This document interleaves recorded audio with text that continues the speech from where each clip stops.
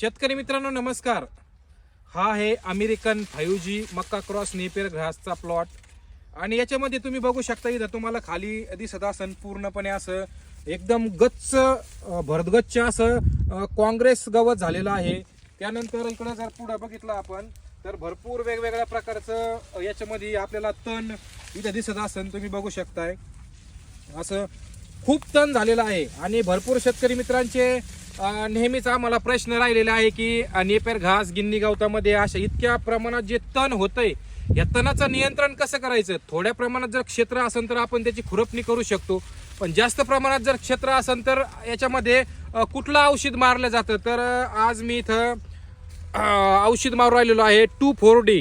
असं वेगवेगळ्या कंपनीचे खूप औषधं मिळतात, तुम्ही बघू शकता इथं 2,4-D आणि वेगवेगळ्या कंपनीचे भेटतात. तर हे 2,4-D जे औषध आहे ते सर्व नेपियर